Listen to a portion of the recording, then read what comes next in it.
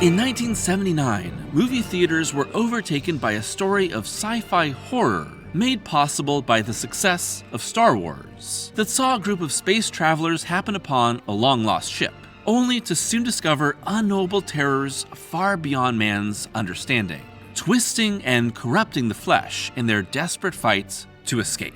No, I'm not talking about Alien, I'm talking about Disney's The Black Hole. Released on December 21st, 1979, The Black Hole was, at the time, Disney's most expensive and ambitious film they had ever made, and is the story of a group of space explorers that find a long-lost spaceship at the edge of, you guessed it, a black hole. But the cutting-edge scientific experiments they find within soon turn into a horrifying fight to survive a trip into the unknown. The result of years of painstaking development, The Black Hole was finally made to cash in on the success of Star Wars, but never truly succeeded in the ways the Walt Disney Corporation was hoping for. Instead, it was one of several ambitious failures from the company like Tron or Fantasia, a movie that could have changed the direction of the company if it succeeded, but instead was left behind after it failed at the box office. Now, 45 years later, The Black Hole is not just the byproduct of a bygone era, it's a complete oddity that doesn't really fit into any era of Disney. Extremely ambitious, unavoidably flawed, and with a deep current of horror playing in stark contrast to its sense of wonder. Join me as we journey into The Black Hole, Disney's forgotten tale of cosmic horror.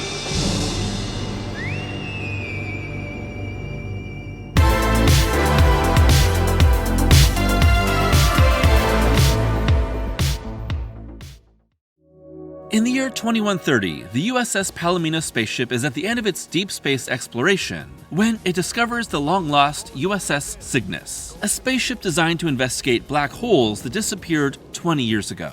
On board, they find scientist Dr. Hans Reinhardt and a crew of robots at the edge of a black hole thanks to an experimental null gravity field. But what happened to the rest of the crew? What will happen when Reinhardt takes the Cygnus into the black hole? And will our heroes be able to escape in time? The story of the black hole begins back in 1974 with an entirely different phenomena as inspiration. It was the back-to-back successes of the disaster movies The Poseidon Adventure, Earthquake, and The Towering Inferno that led to the writing team of Bob Barbash and Richard Landau pitching an outer space disaster film to Disney Studios executive story editor Frank Paris in 1974. Now, the larger ideas of the disaster movie and its many iterations is a story for another time, and one I think would make for an interesting video. Let me know if you agree. But what's most important is that this is a very different genre than the sci-fi adventure of Star Wars. All dwindling casts inside a deadly location instead of a cosmic adventure. And like those movies, Barbash and Landau's original script, titled Space Station 1, would have an all-star cast trying to survive in the wake of a cataclysm. But instead of a capsized ship or a building fire, it would be a damaged space station falling apart after being struck by a supernova wave.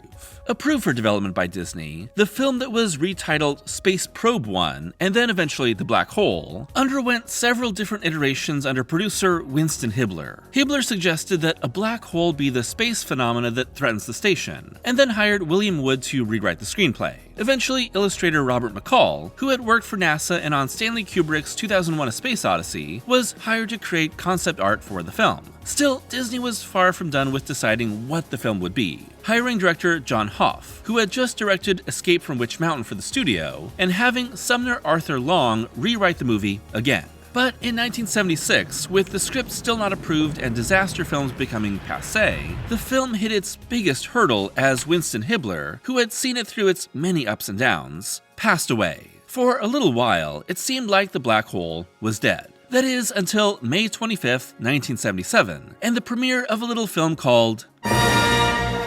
You probably don't need much more explained to you about that, but what's most important is that Star Wars made $220 million in the United States alone during its initial theatrical run, which is more than $1.1 billion today. In the years before it was made, George Lucas had pitched Star Wars to basically every studio in town. including Disney, but they all passed on what they thought would be a financial failure. Well, the original Star Wars proved that science fiction adventure could be a massive moneymaker. So with Disney wanting a hit of their own, and the black hole already being close to complete in pre-production, Disney moved forward, with Ron Miller, soon to be Disney president and CEO, stepping in as producer. Just one of so many movies that either tried to cash in on sci-fi interest, or be a straight Star Wars ripoff. In was writer Ed Coffey to rewrite the movie yet again, and out was the disaster movie approach. Then it was rewritten by Jeb Rosebrook, who later said, "The studio wanted a chance to show what they could do in the area of special effects and visual images. So my first emphasis was highly visual as I worked with Huff on it. We did use a number of characters from previous scripts, but started in a different direction." It was through these rewrites that 20,000 Leagues Under the Sea became more and more of an influence. Adapted from the Jules Verne novel by Disney in 1954, the story sees the survivors of a destroyed ship taken prisoner by Captain Nemo aboard his experimental submarine, the Nautilus, exploring new wonders and trying to understand the haunted but brilliant commander of the vessel. But Huff soon left the director's chair and was replaced by Gary Nelson, who had recently made the original Freaky Friday for the company, and Jerry Day was brought in for another rewrite. Still, work on the script went on and on, with Nelson and art director Peter Ellenshaw helping to create the psychedelic ending, which was hidden from most of the crew and kept secret before the premiere. Not only that, but more and more elements from Star Wars were added to the story. Most of all, two friendly robots meant to replicate R2-D2 and C-3PO, and a villainous one standing in the place of Darth Vader. By the time of its premiere, the black hole cost $20 million to make, with an additional $6 million spent on marketing, making it by far the most expensive film Disney had ever made. And you can really see that money on screen. It was a massive production, taking 26 weeks to shoot, featuring more than 150 different matte paintings to create the illusion of a massive ship that dwarfs our characters, innovating the matte scanned computer camera for repeatable camera movements on matte paintings, using elaborate wire work to simulate zero gravity, and creating the black hole itself from a massive whirlpool filled with colored lacquers. It also has a massive cast including Anthony Perkins as Dr. Alex Durant, Ernest Borgnine as Harry Booth, Maximilian Schell as Dr. Hans Reinhardt, Yvette Mimieux as Dr. Kate McRae, and my absolute main man Robert Forster as Captain Dan Holland. As always, putting in a fantastic performance no matter the type of movie or size of role. It's also got future director of the best Friday the 13th movie Jason Lives, Tom McLaughlin, as the robot Captain Star. Regarding the black hole's ambition, Ron Miller would say, "We've tried to envision the unimaginable in this movie, and we're hoping that audiences will go see it for that reason alone. We're trying to go beyond what people seem to feel Disney represents today. If we succeed with the black hole, it will mean a whole new beginning for us. And if we don't succeed, what a great attempt this movie is." Okay, so after all that, how does this movie actually hold up? Well, I would definitely agree with Miller saying that this movie attempts a lot. The Black Hole starts out as a more straightforward sci-fi adventure film and, thanks to its grandiose sets and complex effects, feels more like 2001: A Space Odyssey, or even its contemporary Star Trek: The Motion Picture. But as the film goes along, it becomes more and more of a horror movie, as we find out just what horrible things have happened aboard the Cygnus, and what dark fates could await our characters. Spoilers ahead for this 45-year-old movie you probably haven't seen. After boarding the ship, the big question is what happened to the Cygnus crew. Reinhardt says they abandoned the ship shortly after it was disabled by meteors, causing him to build a robot crew. But something is clearly wrong with these masked humanoids. Well, surprise, surprise, they're actually the crew, lobotomized and reprogrammed to be his servants after a failed mutiny. A really dark idea for this supposedly family-friendly movie, punctuated by the reveal of one of the crew's black-eyed human remains. Things only get darker from there, with Reinhardt's massive enforcer robot Maximilian Bing Bong skewering Durant and Kate nearly laser lobotomized on a conveyor belt. Of course, a lot of this is made palatable for the film's PG rating, the first ever for a Disney movie, by some careful editing around these moments, making them into implications more than gruesome shocks. But the black hole saves its most horrifying moments for its finale.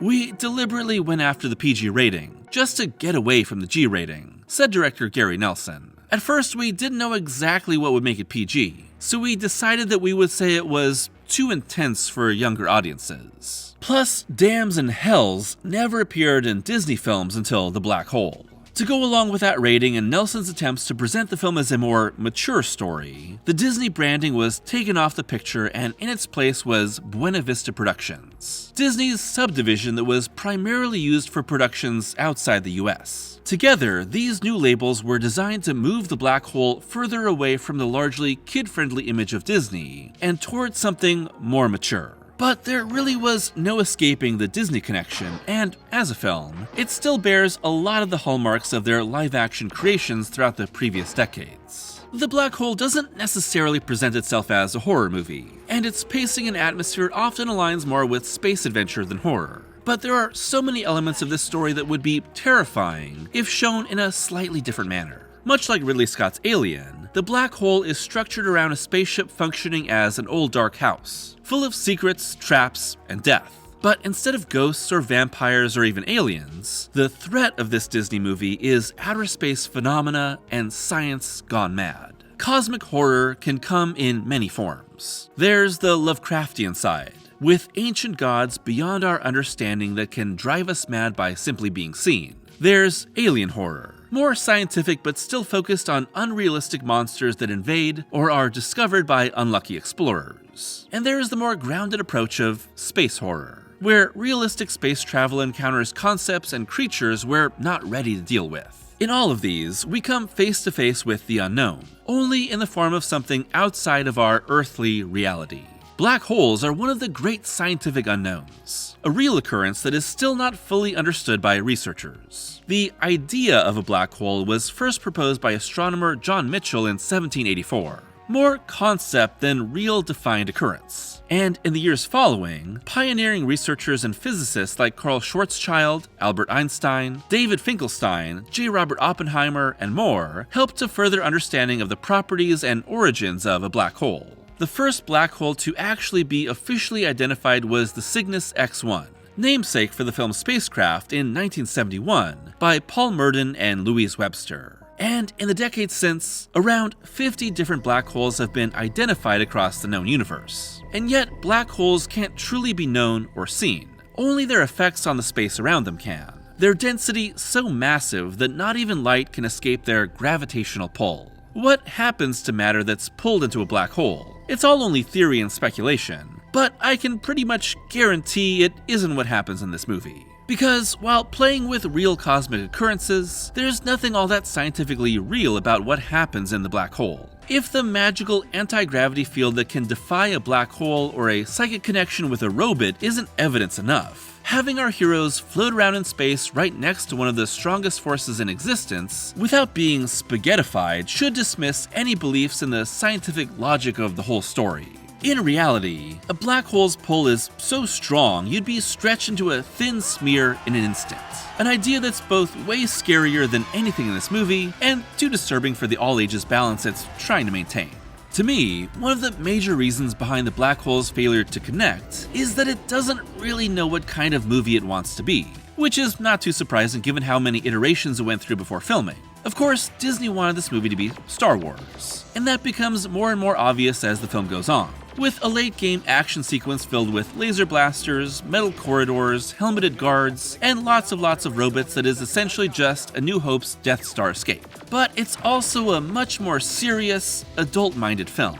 Star Wars, in essence, is an adventure movie that's designed to appeal to children just as much as adults. There's wonder and excitement and a story structure that has a classic hero's journey that plays like a roller coaster ride. That's the secret to the original trilogy's success, and its continued popularity with generation after generation. Both kids and adults very easily connect with it. The Black Hole is not like that at all. There's no young hero for kids to easily connect with. The post-psycho, late-stage career of Anthony Perkins just doesn't scream kid appeal. There's not a sense of adventure that moves us from sequence to sequence. There's not a climactic fight with the forces of evil. Instead, it's a slow, creeping discovery of horrifying things, as terrifying astronomical occurrences close in on a group of middle-aged scientists. The whole movie is centered on one scientist's obsession with entering a black hole and discovering what lies beyond. And Reinhardt is designed to echo Wernher von Braun, the Nazi rocket scientists that worked for the US after World War II, and also Disney for a few years. Except that Reinhardt is completely insane. And for more than half the runtime, our heroes simply talk with him and each other, debating the merits of the experiment and slowly learning what really happened on the ship before they arrived. Star Wars may be the biggest single influence, but Lucas's film is science fantasy, full of spiritual powers, laser swords, and funny aliens. The Black Hole is pure science fiction, all focused on scientific hypotheses and experiments on the edge of the unknown. Not really the all-ages adventure that Disney would want. The thing is, there's still a lot in here that's clearly included to appeal to a kid audience. And that's specifically where our two cute little robot pals, Vincent and Old Bob, played by Roddy McDowall and Slim Pickens, come into play. Of course, having two robot sidekicks is a one-to-one analog with C-3PO and R2-D2, but Vincent and Bob have very cartoony designs, complete with big silly eyes, floating bubble bodies, and over-the-top personalities. Are there any more like us left on board? I'm the last one. These upstarts think I'm some old freak. Making them a far cry from concept designer McCall's initial drawings, which turned them into graceful, hummingbird-like creations. And I know what you're wondering. Did Disney make black hole toys, and are they still making them today? Yes, they did, and of course, no, they're not. 3 3/4-inch action figures, 6-inch magnetic figures, and 12-inch dolls. Yes, that's right, kids. You too could have Ernest Borgnine and Maximilian Schell in several different sizes. But the black hole is simply lacking in excitement and thrills. The pacing is real slow. The editing doesn't make the action punchy like it should, and the very dramatic score by John Barry, most famous for creating the iconic James Bond theme and making a very memorable music soundscape here, is more focused on wonder and mystery than thrills and action. I think the opening 3 minutes, which plays Barry's overture over a black screen, announces the film as a prestigious piece of art, setting the mood for something more serious and high-minded, while the actual film has some interesting scientific concepts without ever going as deep as it could. Everything here is just a few degrees off from being a great, dark sci-fi horror. Replace the shiny 70s interiors with a more worn-down aesthetic that's fitting for a long-lost ship. Get rid of frickin' Vincent and Old Bob and their wacky adventures. Up the threat of Maximilian to everyone on board. Have our leads truly grapple with Reinhardt's madness and the horrors of the cyborg crew. Add a few more scares in place of whimsy. I'm not saying that The Black Hole needed to be a gruesome R-rated horror movie, but by emphasizing the horror that's already there instead of needing to balance it out with light fun, it would be a much more effective movie. But I will say that the big climax, with our remaining heroes racing to escape the exploding ship, has a lot of cool visuals. Ship explosions, molten debris, and death. And this is where we get to where the black hole takes its turn into full-on cosmic horror. After a fairly low-key story, the film finally gets on with it and sends the Cygnus station and the probe where our heroes are trying to escape directly into the black hole. And during filming, that's where the script ended. Of course, that would be the most unsatisfying ending ever. So during the course of shooting, a new ending that was largely done without the actors was crafted. And this thing is absolutely crazy town banana pants. Inside the black hole, Reinhardt is aged into an old man, and then morphed together with his robot Maximilian. That's messed up, right? Well, that's nothing. Their frozen body is then perched atop a mountain in hell. Literal, biblical, Satan-powered hell, watching the legions of the damned be tormented in a flame-covered abyss. Yes, that's right. This so far purely sci-fi film ends with the reveal that the infernal abyss, the devil's domain, eternal damnation, lies on the other side of the black hole. Thankfully, not everyone has such bad luck, as our heroes, after going through what I would best describe as the 2001 Stargate trip on a budget, are led by an angel through a heavenly spiral and out through a white hole, surviving their cosmic ordeal intact, and maybe in heaven? These last 10 minutes are largely wordless besides some psychedelic inner monologues, letting the strange and often disturbing visuals wash over the audience, before sending them out of the theater and into the blinding daylight. These ideas push the film's scientific space horror into full-on cosmic horror. It's not enough that a black hole will tear your atoms apart. Anyone unlucky enough to enter it will either be damned or saved, according to some unseen higher power. It's actually a reveal that pays off something said at the start of the film. Every time I see one of those things, I expect to spot some guy in red with horns and a pitchfork. It's a monster, all right. A rip in the very fabric of space and time. Well, Old Scratch is nowhere to be found in this abyss, but the universe, according to the black hole, sits atop hell, and we're just one bad trip away from getting sucked down into it. It's an extremely dark idea and one that retroactively turns the black hole into a full-on horror movie. But despite that unforgettable ending, the black hole failed to make much of an impact at the box office, making $35.8 million total against its $26 million spend, lost in the wake of Star Trek: The Motion Picture, which was released 2 weeks earlier and became a massive hit. "I think the black hole holds up well," said Nelson. "It just was a lot of work, a lot of time, and a lot of effort to make a pretty good movie. Not a great movie, not some outstanding movie, but a pretty good movie that will, no matter what, probably stick around for a long time."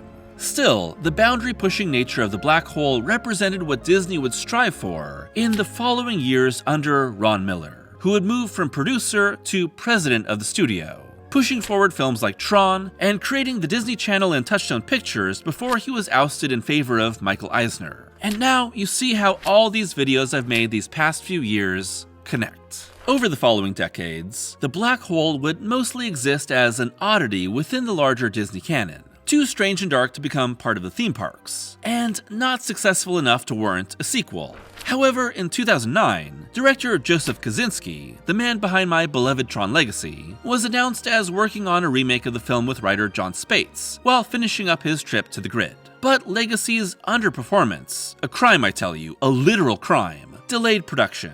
However, the debut of Christopher Nolan's Interstellar in 2014, and Disney not liking Spates' dark script, caused the remake to stall and then be quietly cancelled. "Black Hole was an amazing experience," said Spates. "I loved that script. It sits uneasily in Disney's world as a dark epic, and Disney is in a very colorful place. They already have multiple big space epics going, so I don't know how or whether it'll find its way to light of day. But I sure wrote a heck of a movie and was thrilled to do it. It was very faithful to the original, but clever in all the ways that the first film was silly, I hope." According to Kosinski, "I still feel like that movie is one of the most unique that Disney's ever made. The original, I mean.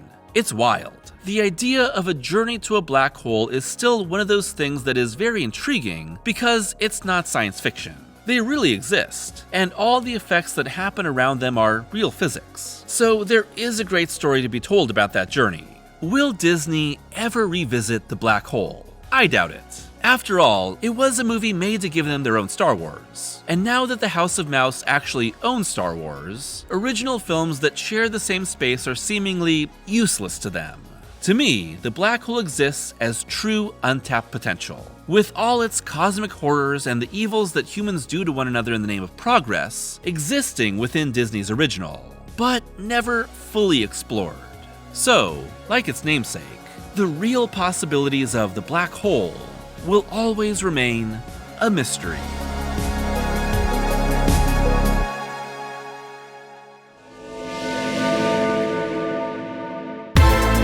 Thanks for watching today's video and the first video of 2025. When I was thinking about ways to kick off the new year of videos, I looked back at the last several years and realized that each film started off with a video on something weird made by Disney. Fantasia last year, and Tron the year before. And the black hole is very much the spiritual precursor to Tron. And so, rewatching the black hole, I realized that this was a perfect way to kick off 2025. 2025, that feels like a very futuristic year. Although maybe not really all that futuristic as we're living in it, it's the type of year that in science fiction someone would travel to an actual black hole and go on crazy adventures. That's definitely not going to happen in the actual 2025, but that would be cool, I guess. Obviously, I wouldn't want to go in a black hole, I wouldn't want to be spaghettified, and I definitely wouldn't want to go to hell. But if someone else did it and they sent back video, that would be pretty cool, I think. Anyway, The Black Hole, the movie. This is a very flawed but very interesting movie to reflect back on, especially in the year that Disney goes back to Tron finally with Tron Ares. I'm not sure what to make of that film, but I will be there day one. And it's probably the closest that we'll ever get to a black hole sequel. There's actually a poster for the black hole in the opening of Tron Legacy, because Kosinski was clearly a fan of this movie. Probably the last time we're actually going to see the black hole on the big screen. and I really did love going into the history of this movie and talking about it. To me, it's probably one of those movies that's more interesting to talk about than to actually watch. But if this video made you interested in watching The Black Hole for the first time, or revisiting it, I'd love to hear your thoughts on the movie. I'd also love to hear your thoughts on long lost and forgotten Disney movies from decades ago that you'd like for me to talk about on the channel, because I think it's a lot of fun. And covering The Black Hole was a chance for me to bring together two different sides of the videos I do on the channel a lot. Horror on one hand, and Disney ephemera on the other. Put them together and you got The Black Hole. As always, a huge thank you to my patrons for their continued support, and if you'd like to be a patron, it's only $1 a month for early access to every video, and Patreon exclusive reviews. So until next time, I hope that you're taking care of yourselves, and having a great start to 2025.